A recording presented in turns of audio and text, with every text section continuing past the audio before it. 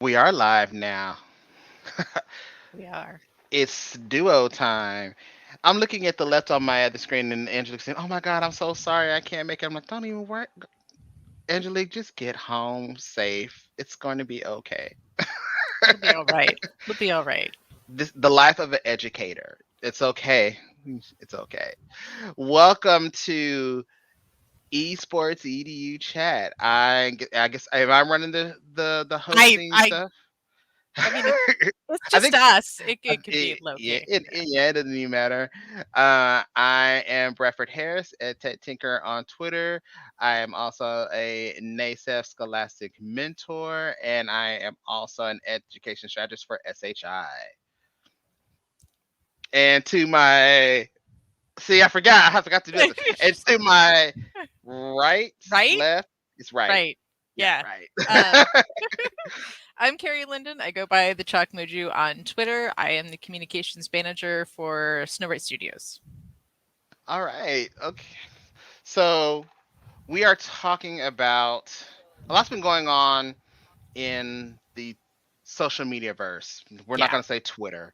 We're just going to say the social media verse. And things have been happening in our esports ecosystem, and not just naming things specifically, but I know, Carrie, you and I have talked, offline specifically, Yeah. but really, when things happen, how in this esports community, how are we handling it professionally and personally? How do we conduct ourselves when incidents happen, whether we like it or not, Yeah. online? Yeah, and I think it's a really important conversation to have because um at least I've noticed, I feel like there's waves that roll through the esports edu community, where, like, there was a period where everybody was sort of trailblazing and people were really supportive of one another because there weren't many of us in the space. Then you've got kind of periods where you've got a big influx and things get a little catty, competitive, and then it sort of like mellows out again. But there's this wave that sort of continues, and I feel like coming out of, I don't really know that we're coming out of COVID, but having dealt with this large influx that has happened through the pandemic, we've had another big influx of people coming into the space. There are a lot of people trying to make their names. We've got a lot of organizations that have gone through some pretty big shifts and changes, and then just politically and socially, so much has happened, within our nation, that there's tons of things that people are reacting to, whether it's, the Black Lives Matter protests that happened, Hmm. whether it's the issues that came down, with a lot of the large development companies, in regards to sexual harassment and mistreatment of employees. Like, there are a lot of topics that we know are here, and they're really embroiled in the gaming community because gaming community, we know it has issues with diversity and it has Right. issues with misogyny. So there's a lot of things that come up, and a lot of things that we know are going to continue to come up because of the cyclical nature, that having a conversation about how we deal with that, how we handle that, I think is really important because lately, um, social media has been a train wreck. I've been seeing a lot of people respond to things and react to things in ways that aren't necessarily professional, that don't necessarily paint Scholastic Esports in a good light. And it can be a really ugly look for the industry in general if the people that are, sort of leading aren't handling themselves professionally. And I would say, to be honest, and may I be so bold to say, I don't know so much for professional esports. And please tell me if I'm wrong, Carrie. I don't know so much for professional esports, but it's more the scholastic esports part of it that is taking the hit because of the way people are making comments to things Yeah. online. And I'm not taking away from people's opinions. Let me say that first and foremost. Yeah. Your opinion is your opinion. It's the I think the digital citizenship part of it is where it's the problem.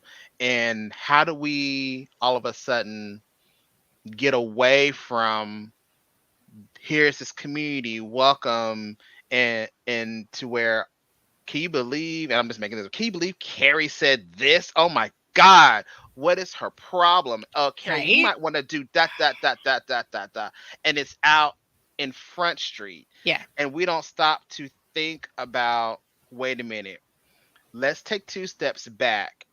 We know that, I keep saying Carrie as an example, nothing that Carrie did, y'all. She didn't do anything. I just like to put people as Scandalous. examples. Nothing that Carrie did is wrong, but if we put Carrie as an example, let's say she said something, against, her company. She didn't, y'all. She didn't. But, people come out of the floodgates, and instead of just like, let me pull Carrie aside and say, hey, let's have some professional dialogue, whether you agree to disagree. No, let's just go ahead and just put it out on Fun Street and just shame it right there in the media. And I'm wondering, what does that do when you shame it on blast like that? It doesn't bring change. It certainly doesn't bring positive change. And I think, you're right when you brought up like the difference between professional esports versus scholastic esports.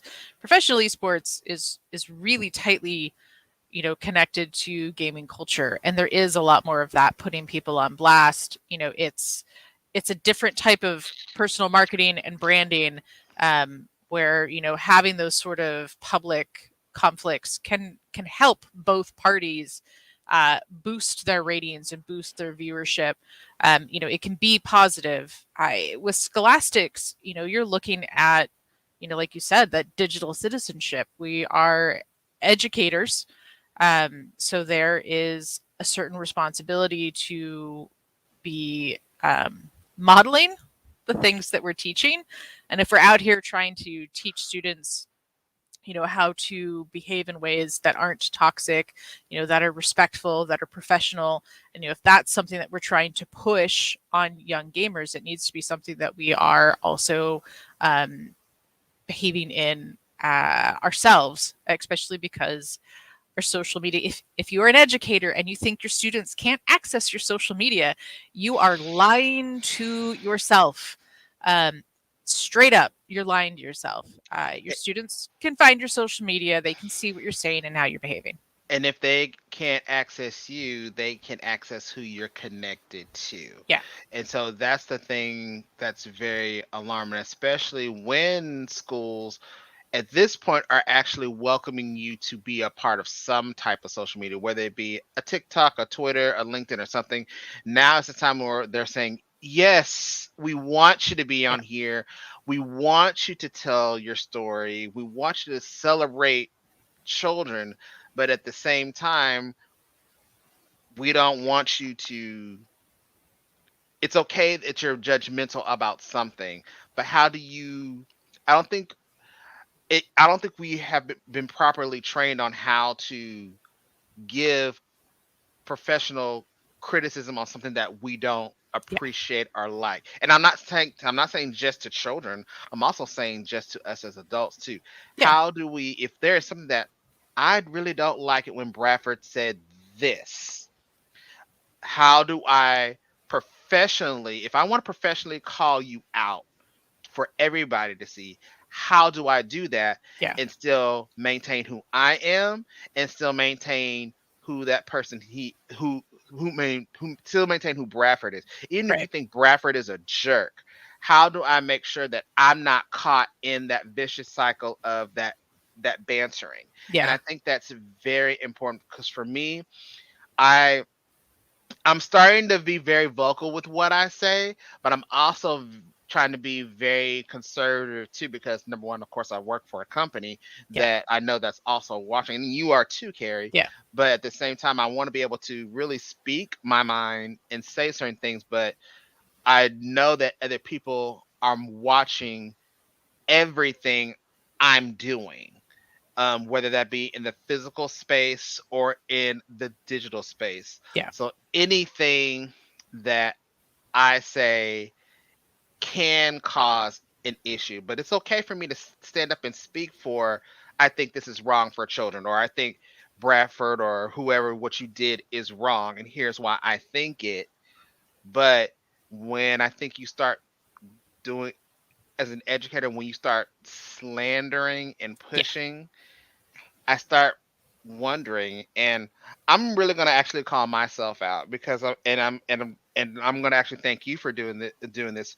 When I was doing a tweet on on wi- uh, women, women, young girls looking at something at exposure, I was saying something that I felt was harmless, and you sent me a DM on the side. Hey, Bradford, you shouldn't really call uh the students female. You really should refer to them as women. And I don't mean to say, I'm sorry if I didn't No, no, pre-warn you I was going to do this, you're good. but I want to really call myself out because I don't want to be like, okay, it's pot calling Hella black, but I really want to call myself out because what I thought was harmless, what Carrie did was say, okay, I'm sending Bradford a DM saying, hey, you don't want to, sometimes young girls, women don't want to be referred to as this. You really want to be careful by saying this. And I looked at it, and I'll admit I stared at it for a good long while. I didn't get angry about it, but I was like, oh, let me say, okay, thank you. I appreciate that. It wasn't coming from a place of, malice, but I will remember next time. Yeah. And that's the kind of dialogue and conversation that we really need to have with each other. And I think that's going to, even if I disagreed with it, I think that's going to make our esports community grow and Yeah. be stronger. And I agree. I think, for me, like, because we all run across stuff that triggers you, where you're looking at it and you're like, oh, this might not have been the best way to have worded this content. We've all done it. I've had to redact posts that I've done personally because I've said something and somebody said, hey, but what if you look at it from this perspective? And I'm like, oh yeah, if you look at it from that perspective, that was kind of callous, and I'm going to remove this because you're right. Like, I didn't see it through that lens. Thank you for Hmm. letting me know. And for me personally, when I run across that, especially in like friends posts or coworkers posts, it's always a DM. Like, I always assume the person meant the best. Like, this person is sharing something positive. They have a different lens than I do. It probably just went right over their head. So I'm at least gonna like say something, because like sometimes the words we choose can affect who can access our content. And it's good content. You want everybody to access it. Um, and I think what's really concerning is what you see a lot on social media right now is that knee jerk reaction is like somebody sees something, it triggers something in them. And instead of being like, hey, I'm just going to shoot this person in DM because maybe they didn't catch this or they didn't think about this. And whether they change their post or not, like, I at least, I'm going to do my due diligence and just be like, hey, something to consider as you continue with your content. But what you see all too often is people having that knee-jerk reaction, and instead of being like, I'm going to take a second, I'm going to process this, I'm going to think of a professional and friendly way to reach out to them, and then I'm going to do that privately, people just lambast each other on social media. And you see the quote tweets of this person did this, and how homophobic, or and it becomes like a personal attack for content that didn't necessarily need to be like where the intent behind the content wasn't necessarily that. um Hmm. Hmm. I think we've had a couple situations even where people in our community have had people blow them up on social media for things that they've said and been like, but I didn't mean anything, like I didn't mean that. um so yeah, there's a and it's just, honestly, it's just not professional. Like, if you're in a work environment and you do something that your boss isn't happy with, you do not expect I wouldn't expect my boss, like, I wouldn't expect to walk into the staff room and find my principal just like, well, you won't believe what Carrie did. So she said this, and clearly that means that she feels this way about these people in this situation. Like, I wouldn't expect that. I would expect that I'd get an email or a phone call and be like, hey, do you have like, a couple minutes you can swing by my office? I just want to talk about something that I saw or something that happened. Like, there's a professionalism that you expect. And I feel like, we often skip that step on social media to our detriment. What makes it? What do you think makes it okay to to say what you want to say and do it, to say those things, to say anything in such a whatever manner in that way in social media when you would never, like you just said, in the workplace or any other Wouldn't place, do it. say do it like that? What makes this so different? Is it because, like, oh, I'm never gonna see this person face to face, and so I'm gonna say it like this, or is it, or do I think people think? there's instant feedback. I mean, if you look at, some of the things that you and I were talking about the other week, look at how quickly posts got action. People were liking those posts, they were retweeting those posts, they were commenting on those posts, they were quote tweets that were like, I'm not even connected to this situation, I don't know what's going on, but I know this person, so if this person's mad at this person, then I'm mad at this person. And it was like, so that one post that a person put all of a sudden starts gaining this traction, and they're getting a lot of validation for their anger or their frustration, and venting it very publicly. And that's something that feeds the behavior. That's part of why social media is such a slippery slope for a lot of people. Is you can get that instant validation, you can get that little rush that comes with having people be like, yeah, and it can come really quick, and you can get a lot of people to rally around you really fast. And let's be honest, the esports community seems to like the drama. And Mm, if there's something that they can rally against, and it, it's hard because there's not enough voices that are speaking up and being like, hey, there's an actual problem here, like there's an issue, but how we're handling this isn't appropriate. Like, we can't attack, if you have an issue with an organization, it's great, have the issue with the organization, point out the things that aren't ethical, ask for the information that you should have. But when you start, like, tagging personal accounts, calling people disgusting, and really going after the people in really personal ways, you cross a line out of professionalism. And I feel like we're seeing more and more of that kind of behavior, and it's alarming, it's concerning.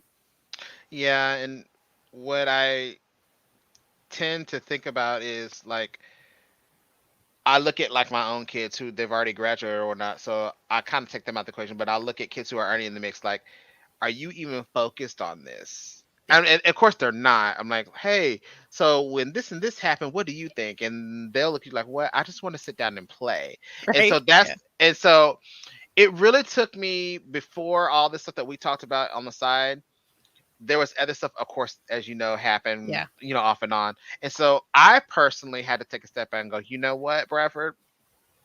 At the end of the day, the kids don't really care about this. The kids aren't looking at Bradford's tweet. They're not looking at Carrie's tweet. They want to play Madden. They want to play Minecraft. They could care less about what's going on with what these adults are saying. They Yeah. want to walk in a room at 4 o'clock. Can we play? And once I had that revelation, I'm going, you know what? It doesn't matter. Does the student data matter? Of course, that part, yes. Does some equity stuff matter? Of course, Yeah. yes. We as adults, we will handle that. Yeah. But all the other stuff, the kids just want to play at 4 o'clock. Yeah. And they want to know on Thursday at 4 o'clock, why can't they play? But is it our job to tell them, well, on social media, this and this and this and this and this and this and this and this and this happened?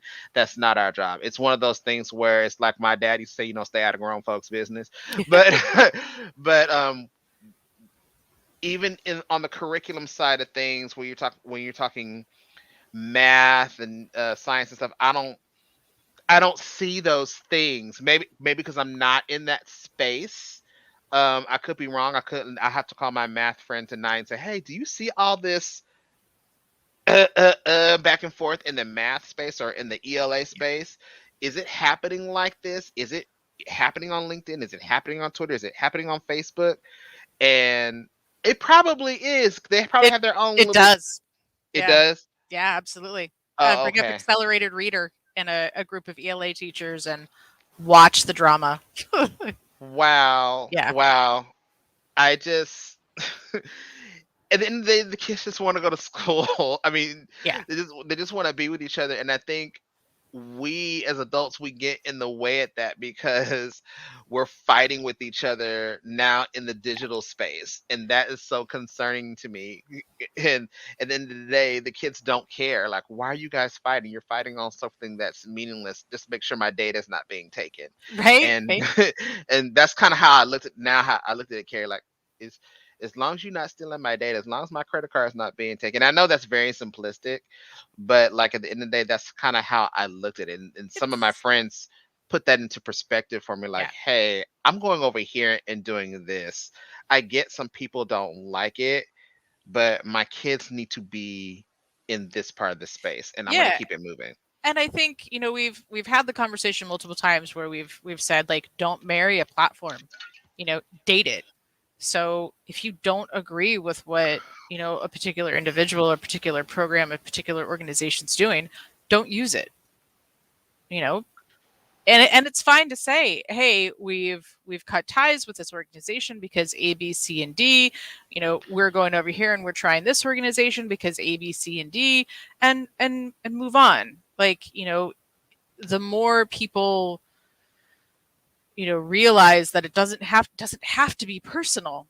You can disagree. You can be like, okay, but that organization's still going to be an entry point for other people, and it might work really well for other groups, and that's fine.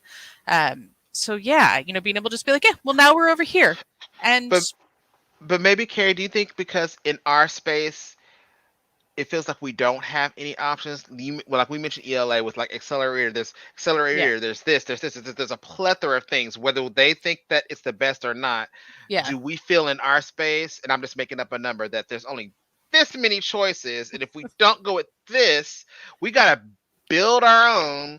But as we're building our own, we are still a classroom teacher. yeah. So is this why we're acting this way? Because we only have this many choices, and when one of those decides I'm gonna do this, oh my god, what do we do? Because now we're down to this, and I then think when I think some of it's that, and the other thing is just the knee-jerk reaction we have to product loyalty.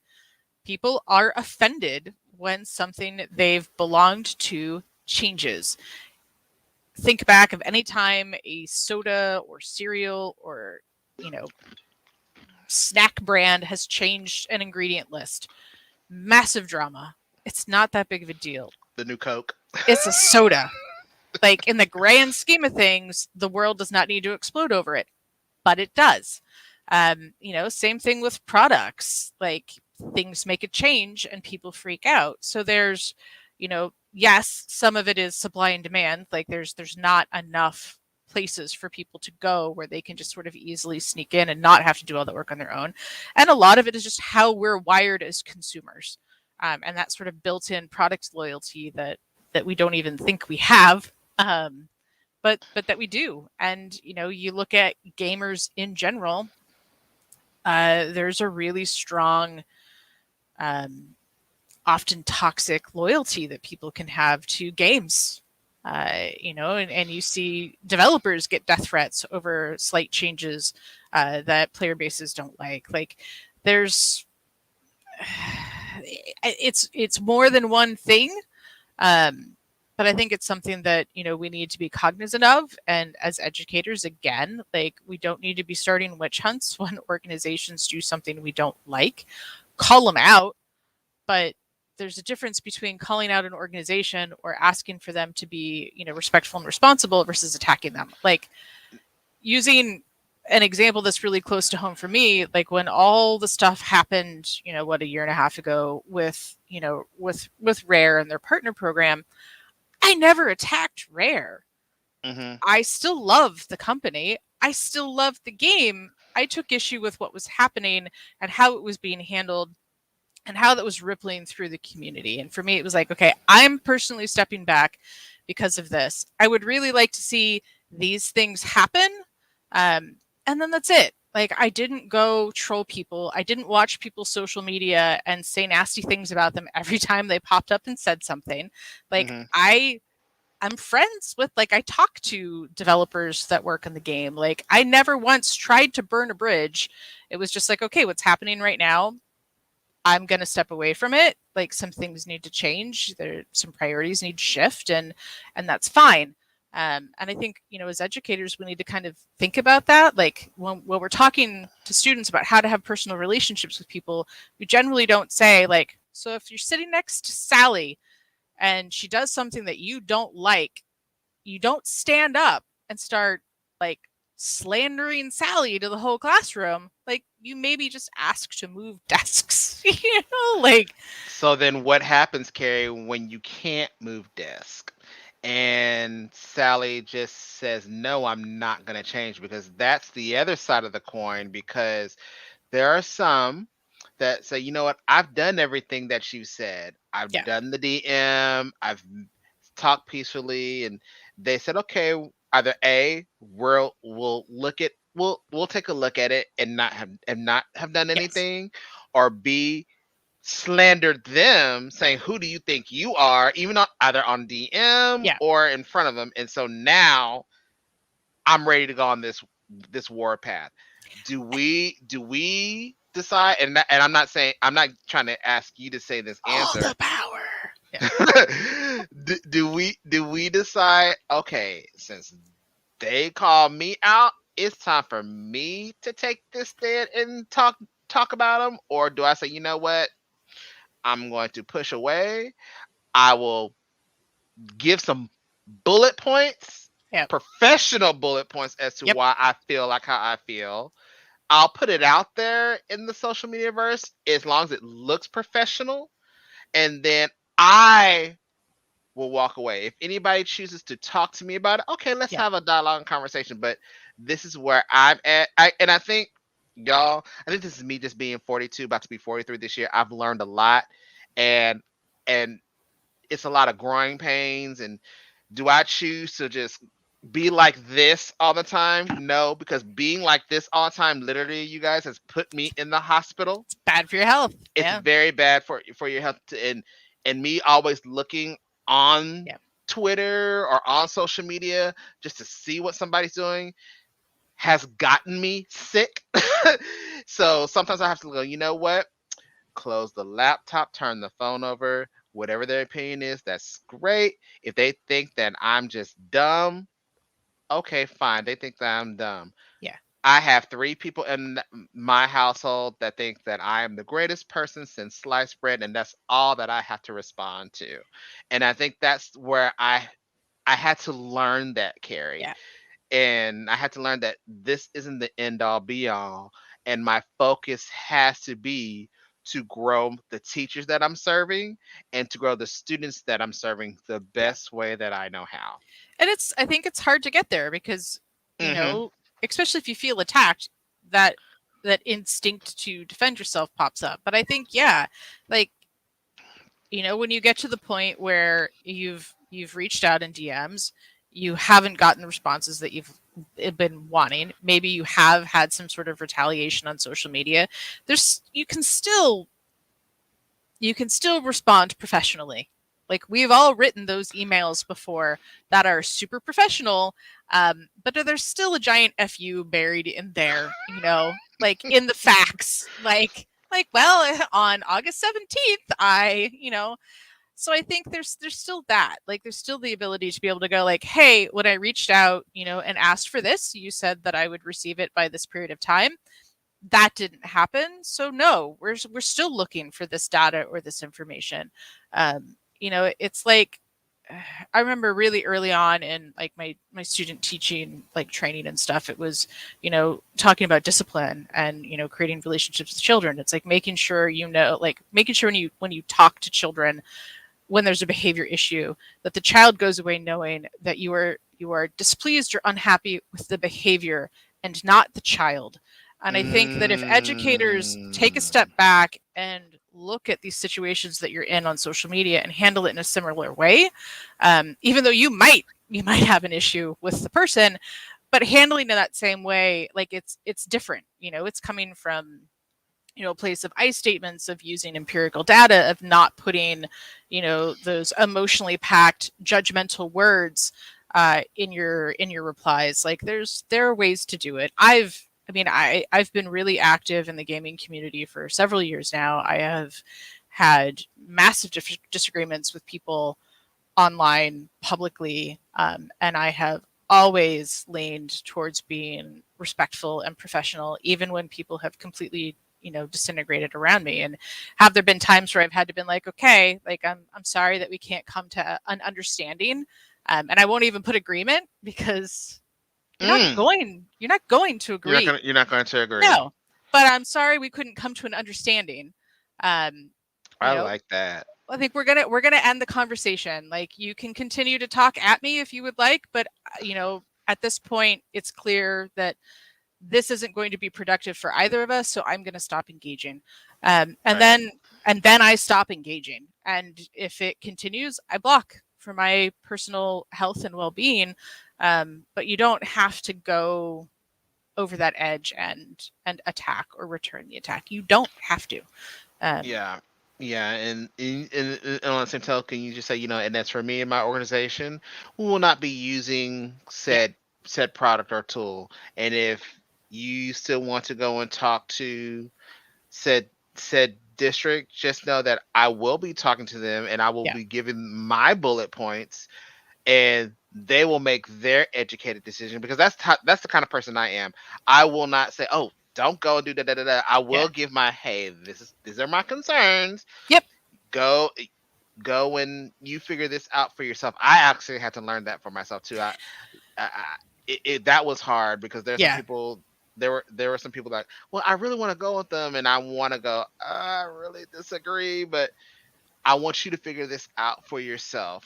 And if you still feel like that's what you want to do, go do it. You've heard my bullet points. You've heard what I had to say. And if you still feel like that's what you want to do, go do it. But I think all of that is, it's taught. You have to, somebody has to teach all of this to you. Yeah. I think. I think in a lot of cases, yes. I don't think everybody grows up like with, I mean, some people do, but it's a coping mechanism. If you grow up with that control from like the whole way through, it's a coping mechanism that you've learned. It just happens to be beneficial. And I think, like, all of that can come through private conversations too. Like, when a lot of drama happens on social media, like, depending on what it is, if somebody reaches out and they're like, hey, what's happening? I'll often say, like, hey, I'll shoot you a DM in a couple minutes. And then I make sure that, everything I write is something that I wouldn't mind if somebody shared the screenshot. So it's going to be just as professional and succinct, because people like receipts. And so, if you're like, hey, what's going on? I'm going to be like, well, okay, this happened. General concerns are like, and like you said, concerns are this, and this. But, you should really look into the situation and see how you feel about it personally. Because anything you say in private isn't private, really. So yeah, it's you can handle yourself professionally, and yeah, like you said, taking that personal chunk out of it. Like, there are certain organizations I wouldn't partner with, but I know, like, when people have reached out to me regarding them, I've said, like, these are my concerns. So, as you move forward with them, you might want to address these issues and talk to them and see if those are going to be issues for you and your organization. They might not. And if they're not be, then that's great. Because everybody's going to come at it from a different place and a different perspective. And I think for me, one of the things that I've been having a hard time with this last week is just watching, like, that people don't do their own research. And so when somebody does go off on the internet and everybody else is jumping on top of it, a lot of them haven't read the articles. They haven't, like, Googled things. They haven't checked, and they're just mad because somebody else is mad. And, when you start having conversations with them, it's like, oh, well, I haven't heard about that. It's like, well, that was the article that everybody's mad about. Like, did you not read it? Like, you've been like, okay, you didn't read it. Great. Um, you know, Yeah, because I'm one of those people that I could not walk. Even if they show me the article and I'm like, oh, this article's a lot to read. Can you walk me through this? Tell yeah, me your perspective as I'm looking at this. Sum this up for me.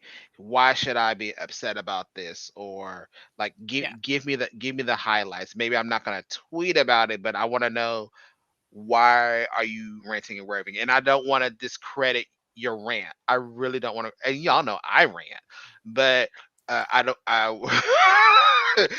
want to make sure that yeah, your jab is completely valid, but also now I'm looking at it now.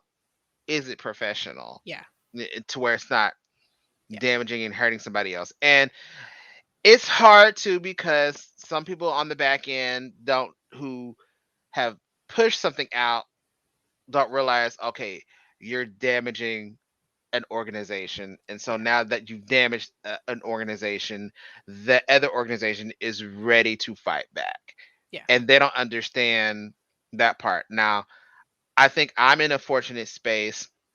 This doesn't happen where I work, but what I like about my job is that I feel like I can speak up for the educators now. So when I'm talking to my coworkers, they're wondering, well, what about this? What about this? What about this? And I say, okay, when you're talking to a teacher or an educator or administrator, this is what they're thinking. This is why they feel the way they feel. It's not necessarily Bradford's opinion, yeah, but understand the educator's perspective. I do recall one of my coworkers was wondering about like what is the issue around the picketing during the pandemic. I'm like, so let me tell you why, yeah, and when I told him, he was like, oh, I said, yeah, you have to understand no matter what side of the coin you believe, mask or no mask, and I'm not trying to get into this part, you guys. I'm just yeah, saying teachers don't feel safe in a certain way, and this is why this is happening. yeah, And he went, oh, I didn't realize. I'm like, yes. So, and I will give a shout out to my boss Katrina, because it was just her by herself, and now that she has different education people surrounding her, we are infiltrating certain spots within the organization saying, hey, when you're talking to a teacher, when you're talking to a principal, when you're talking to whoever, this is how they're feeling, or this is what you would want to say, or right. this is how you approach them, and they don't know those things. And so it's good now to have education people in your sector. So yeah. Yeah. And I think the other thing is coming at things with solutions. Like, I think it's really easy to just attack something because you don't like it or you have an issue with it. I think it's a lot harder for people then to come at it with that positive resolution. And that was one of the big things that was in like my classroom, because this was a situation where kids had literally been in the same classroom with one another in many cases from kindergarten. And at by the time they're in middle school, they're not rotating classes. They're still in the same room with 3 grades with the kids they've been in school with since kindergarten. And so you'd get a lot of, well, so and so did this or this and this, and I'd be like, okay, so what's the fix?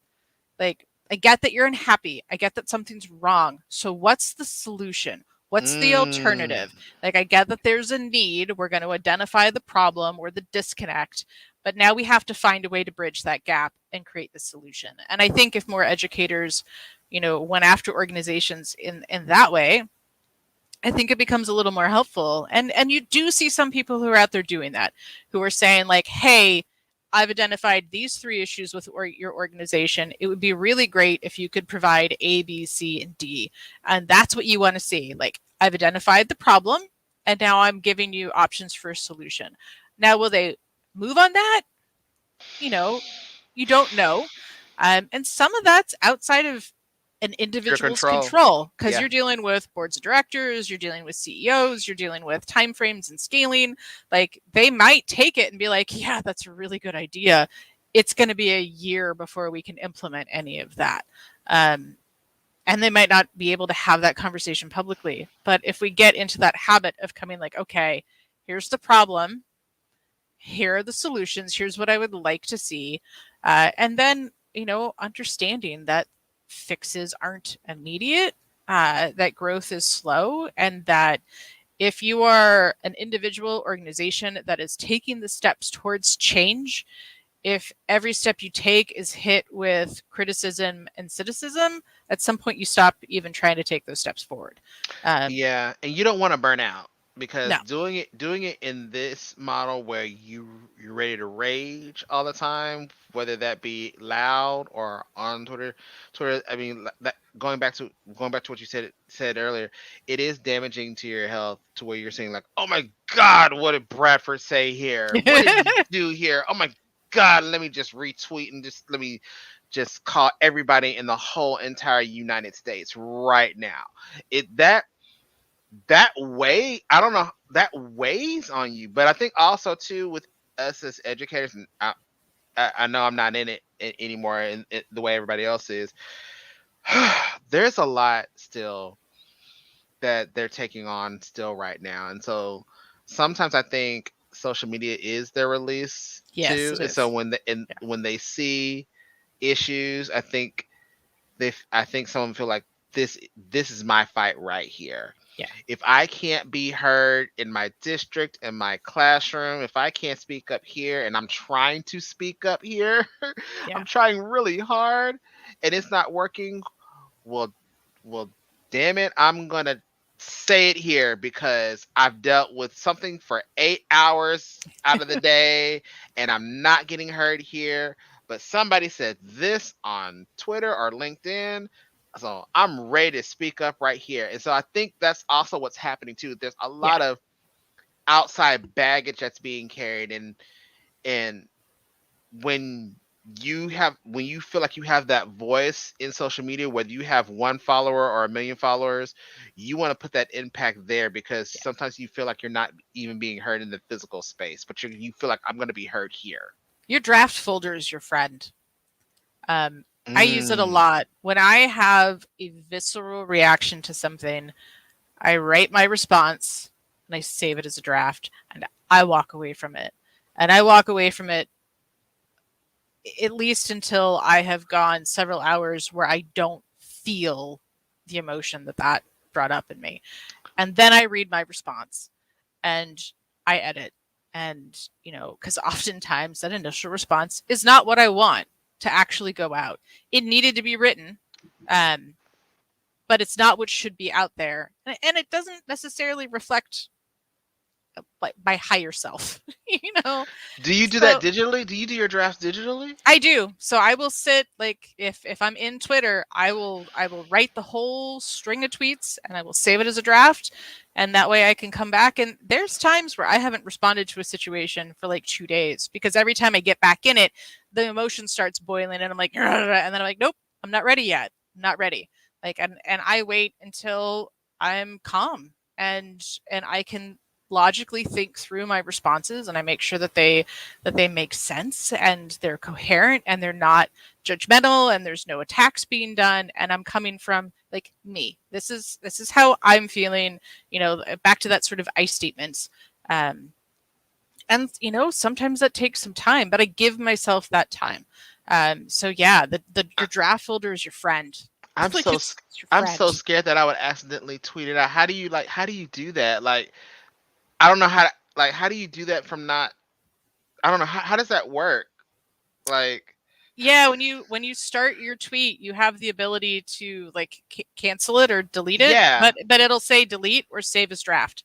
You just hit save as draft, and then it's in your draft. So if you hit tweet, you could yeah. go to your drafts and access everything that you have. Um, It's this that's it's still a it's scary moment for me. I feel like I would just you need to you would write want to it. practice it like so that you know that you're not Yeah. accidentally tweeting something. But yeah, like it's a go-to for me. Like yeah, I use it. I use it a lot. And then the other thing I think that we need to be aware of is that, and I think somebody brought it up in our Discord the other day. It might have been Ashley, about the fact that there's still a push for like being, I'm gonna say, like the man in the esports community, being like That the sounds like person. Ashley. I think Ashley did say that. I thought it was Ashley. So like the people that people are calling to have on their podcasts, or interview, or speak at the conferences, and there can be this mentality that the way you become that person is by being loud. And so I think you see some of that with some individuals, especially some of the people that are newer and that are still trying to make their space and cut out room for themselves. Is you can be really reactionary and be really opinionated and be really loud, and that makes people see you, and that makes you more memorable, whether it's positive or negative. But I think we do have some of that, like the esports community and gaming community in general can be really competitive in that way. So that pushing and shoving match becomes a social hierarchy that essentially is being established, and unfortunately sometimes you have to discredit others to lift yourself up instead of just all rising together. I mean, you don't have to do that. You don't. But I think our little community is an example. You can go in with people and raise each other up. But were you nervous walking in? Well, you've been gaming for a while and in the space, but like really going into it, were you nervous about, I'm in this space, what are people gonna think of me? Whatever I do, are they gonna be watching me? How's it's gonna be navigated? Did you ever feel like that? I didn't, because I have spent pretty much all of my life on stage in some form or another. Whether it was literally on stage, whether it was, leading tour groups, teaching classes. Like I really have spent a lot of my life in front of people, so I know what my skill set is. I know what my weaknesses are. So coming into the esports and just the gaming industry, like I know I've got a decent resume behind me as far as what I've played. Does it look the same as everybody else? No, because there's a whole series of console generations that I just skipped because I wasn't interested in those games. And I don't feel, that everybody's journey has to look the same to still be Right. considered a gamer. I think for me, the frustration that I had is entering into the gaming and esports space. It can be really easy to be talked over as someone who's female presenting. Like you show up, and even when you're on panels, if you're on panels with men, you sometimes have to fight for your right to talk. And there's certain topics that people don't want to bring up. But I, personally, I don't have a hard issue talking about difficult topics. So if somebody throws it out there and everybody else is like, we're not gonna, I'm like, yes, let's talk about Let's talk about it. I'll make you uncomfortable. That's fine. But I think that's me, and I know that there are a lot of women in the space that have felt intimidated, because you do get asked your resume. Like I've even been challenged by 12-year-old boys, like, oh, esports, well, what are the competitive titles that you know? And after I've listed off 10 or 12, they're like, okay, but have you played all of them? Like, have you? Like, Right. Like, really? Right. You played all of them? Probably haven't. Yeah, like there's things that you expect. They're frustrating. You complain to your friends, but it hasn't made me uncomfortable. I think the thing that has made me the most uncomfortable or just frustrated is how hard it can be to find your place when you are not sort of the man. It can be challenging. Well, I'm not gonna lie. I was very intimidated. I was very nervous. I was very scared on a lot of levels, because from like, it took me even a long time to even be an online player. And the first time, I'll kid you not, the first time I even played something online was Uncharted, Hmm. because I was like, I had to take the risk, because it really like made me nervous, because I didn't want to, like, you felt like you had to be good at it, and I knew that there was that toxicity. Yeah. I didn't know that word toxicity really, but I knew that there was that banter and that you had to be good. Yeah. My kids were already online and doing all that stuff. So every time when I would tell you like, "Oh, I never got online because I like my privacy. I like to do this," it was me being scared to go to that space because I Yeah. knew what was going to happen. And then I've always done stuff on the stage. I mean, I've been in orchestra and I've said speeches and I've done all those things, but like this, I mean, my heart is pumping just even saying it, Yeah. because it's so different, because I was taking on something that nobody, at least in my district, knew, and I was literally the only male, Yeah. the only expert, the only black male that knew. And so that was a lot of weight and that was a lot of pressure. And then it was almost like I couldn't fail, Yeah. because if I failed, then it was wrong. Yeah. And so I had to make sure that I never told anybody this. I had to exceed in every single space that I was in.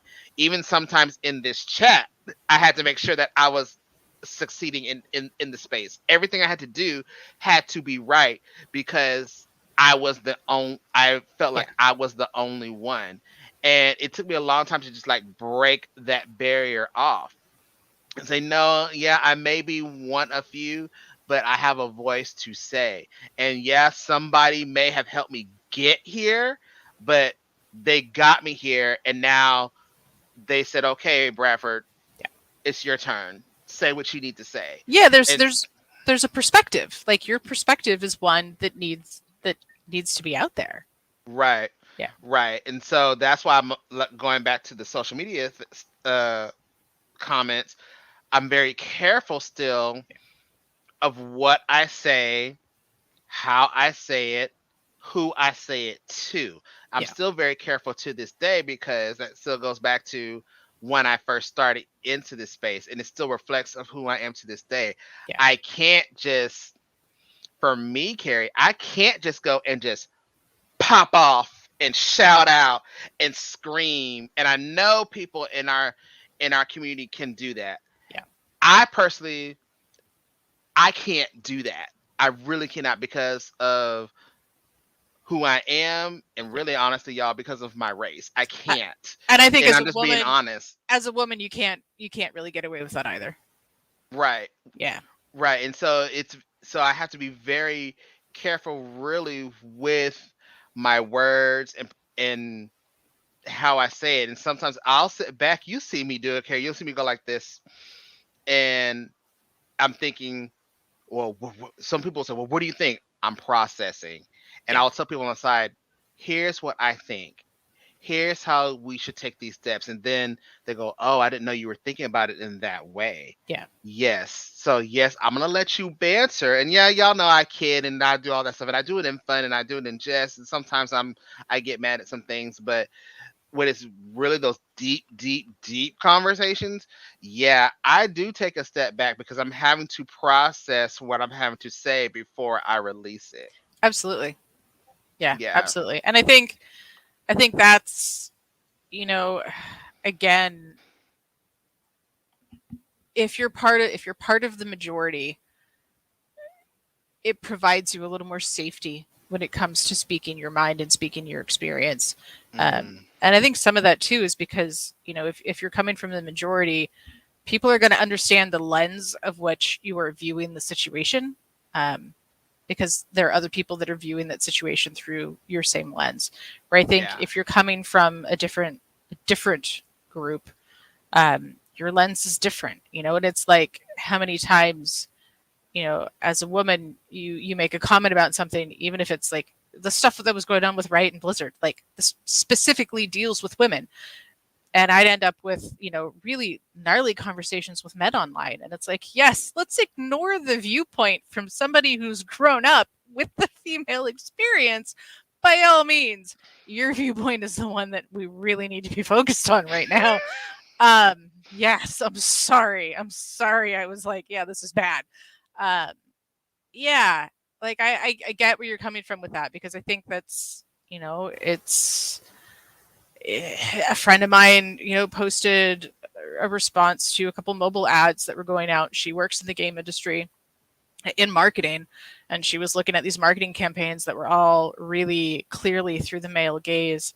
And people were upset with her for calling it out. It's like, hey, again, different lens. Like, this is this perspective, and she did sit by and think about her response and come back to it, and even that was attacked. So yeah, like it's but I think that's where it's important. Like, if you are in the space and you are conducting yourself on social media, you need to be able to stop when somebody from a different perspective approaches you with their point of view, and you need to be able to remove yourself and actually contemplate that and look at its value and its weight and its merit, and then like look at all the other people who fit into that particular demographic and group, and realize, okay, it's not this one person.